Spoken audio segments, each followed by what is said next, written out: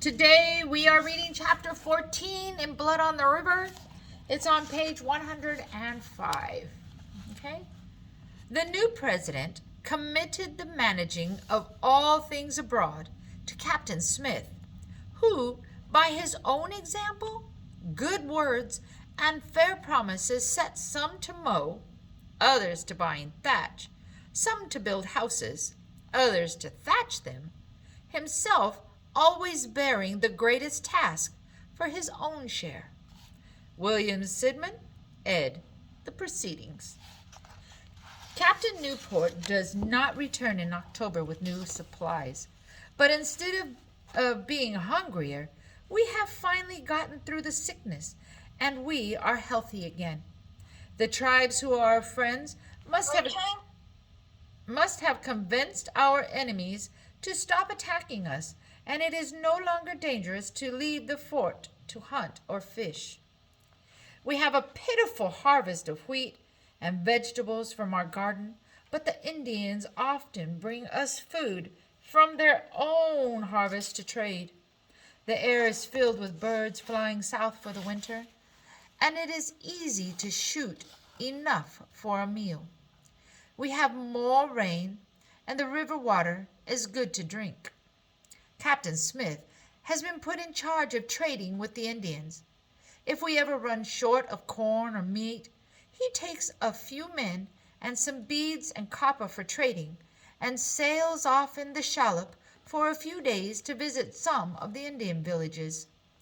They always come back with the shallop full of supplies. Captain Smith is also in charge of getting houses built for all of us.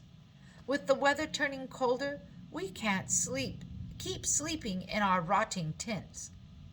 He sets for us the goal of houses for everyone and cheers us on, exhorting us to push ahead. We work hard together, Captain Smith always working the hardest, and some felling trees, some splitting wood for clapboard, some cutting reeds for thatch.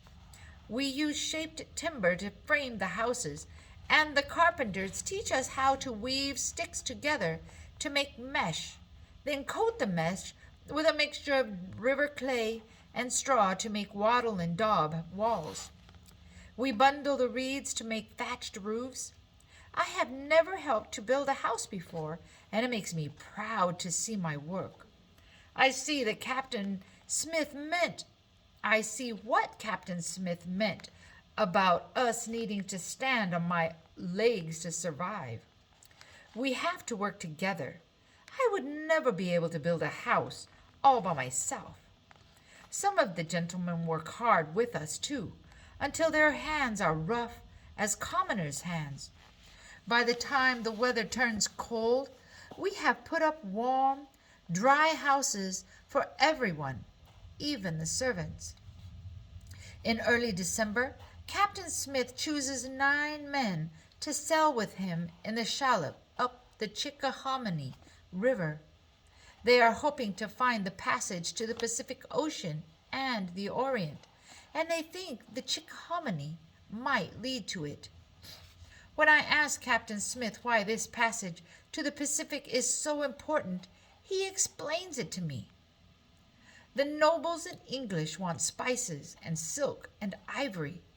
The best place to get them is in the Orient, China and India. Between England and the Orient, going east over land, are the Ottoman Turks. The Turks gladly sell us all the Chinese silk and Indian spices we want. They buy it for 2 and then sell it to the English for bags of gold. If we can find a way to the Orient over the ocean going west, we can skip the Turks altogether, and that would make the Virginia Company investors very happy and very rich. Captain Smith and his men leave on a frosty morning, and we all wish them well. Once Captain Smith is gone, though, the gentlemen stop working, and even the common men shirk their chores. If it wasn't for us servants, The food wouldn't get cooked, the water wouldn't get toted, and the wood wouldn't get chopped for the fires. One cold morning in mid-December, Richard and I are working with the embers that are all that is left of our cabin fire, trying to bring them to flame. Richard sprinkles dry moss on the embers, and I blow on them softly. At the first hint of flames, we add twigs. It feels good to be cooperating with Richard, to be his friend. Come on, fire, Richard coaxes. I rub my hands together to warm them. It was Abram and Henry's turn to feed the fire during the night, but they, just like everyone else, don't think much of chores these days. The twigs catch, we add some bigger chips of wood, keep blowing, and soon we have a good fire going. I cough on the smoke. We don't have a proper hearth with a chimney like Mum and I used to have in our cottage. This is just a circle of stones on our dirt floor, and to let the smoke out, there is a hole at the top of the eaves. Our cabin is always smoky. It doesn't even have any windows, and it has begun to leak in heavy rains, but it is still a lot better than a rotting tent. Within minutes, there is a voice at the door. "We need an ember," comes the demand. Richard and I look at each other. Every morning it is the same. As soon as anyone sees smoke coming from our cabin, they come for embers because they all let their fires go completely out during the night. I open the door and find Master Crofts dressed in his thick wool cassocks, but looking rather blue-lipped from the cold. I take his spoon, fish out an ember from our fire, and send him on his way. He doesn't even thank me. "I think they'd freeze if they didn't have us around," I say. "And starve," said Richard. Next comes Master Holgrave, then Master Frith, then Nathaniel, who has become a soldier, asking for an ember for the soldiers' cabin. "Look how disciplined our soldiers are," Richard says after Nathaniel leaves. Richard puts an ember into a pan to take to Reverend Hunt in case his fire, too, has gone out. I go to see if anyone has bothered to start the hominy in the big communal cook pot. I hear one of the guards call out, "It is the shallop returned! Hello, explorers! Have you found the passage to India?" Captain Smith must be back. I rush to the fort gates. 6 men come trailing in. They are tired, dragging their muskets as they walk. There is not a smile among them, and Captain Smith is not with them. They come to the communal cook fire to warm themselves. There, Abram is stirring the big pot of hominy, a porridge we make from coarse ground corn. The rest of us gather around. We listen as they give their report. The river became too narrow to explore with the shallop. Captain Smith went off with 2 men, Jehu Robinson and Thomas Emery, to find an Indian guide and a canoe. He did not return. Indians captured one of their men, George Casson. The last they saw of him, he was tied to a stake with a fire being built around him. They were glad to escape with their lives. I listen, my heart sinking lower and lower. Has Captain Smith been captured by the Indians as well? Has he, too, been killed? Abram scoops the hominy into the mess pots, but I don't want to eat. I leave the fort and go down to the riverbank. There was hoarfrost last night, and all of the bare branches are coated white and sparkling.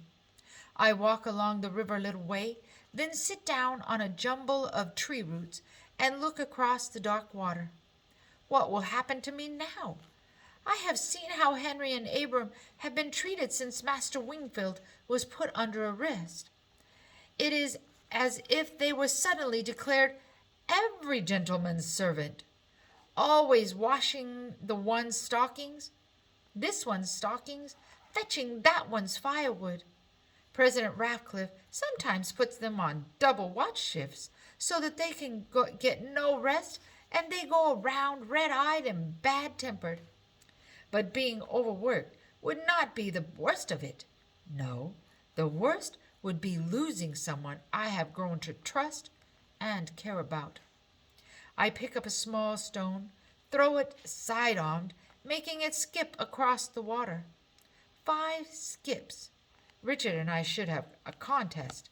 I am suddenly very grateful that Richard is now my ally and not my enemy. Reverend Hunt, too. I am thankful that he is still with us. Without the 2 of them, I would have no one to care whether I live or die. In London, it was easy to survive on my own, rummaging in garbage for my meals. Here, it is better to have a few people to stick up for you and make sure you get your food rations. More legs to stand on, Captain Smith would say. I hear crunching, footsteps in the frozen dead leaves covering the ground. It is Richard. He is carrying my bowl and spoon. He hands me the steaming bowl of hominy and sits next to me. Thank you, I say. I am very hungry now. It would have been miserable to go all day without breakfast. He nods, wraps his arms around his knees, and rests his chin on them. Maybe we will still come back. Maybe he will still come back, he says. Maybe. When my bowl is empty, I pick up a flat stone. How many skips can you do? I ask. Richard grins. More than you, that's for sure. We gather stones, and the contest is on. The letter comes just before Christmas. 3 Indian messengers bring it to the fort gates, and I rejoice to see Captain Smith's handwriting. I am well, the letter says. Fire the cannons and a few rounds from your muskets to scare these fellows, and give them a handful of beads, a pound of copper, and 5 hatchets, which I have promised to give to the Pamunkeys. I run to tell Reverend Hunt and Richard. He is with the Pamunkeys, I exclaim. They are one of the friendly tribes. I see he still has his paper and quill with him, says Reverend Hunt. He must still be writing our story, I say, beaming. Just after New Year's, 1608, Richard goes out before me to start the cook-pot of hominy for our communal breakfast. He comes back not 5 minutes later, his face white as linen. It's gone, he whispers. The corn, all of it. What do you mean it's gone? I asked. Yesterday there was plenty. Enough for 2 weeks at least. Richard shakes his head. I look for the barrel of smoked meat, too, and baskets of dried oysters. Gone! I feel the blood drain from my face. Are natives now stealing our food instead of bringing it to us?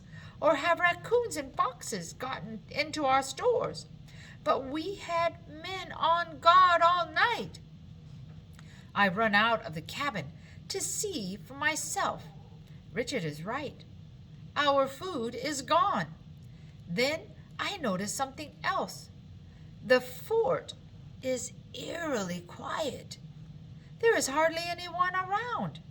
The only activity is 2 laborers chopping firewood and a soldier sitting outside his cabin cleaning his musket. The sun is already up, and the gentlemen should have been grumbling for their breakfast.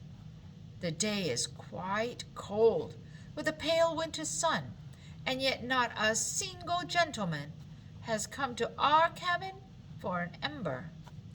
Where are they? I demand, fear growing in the pit of my stomach. Who? Richard asks. The gentlemen,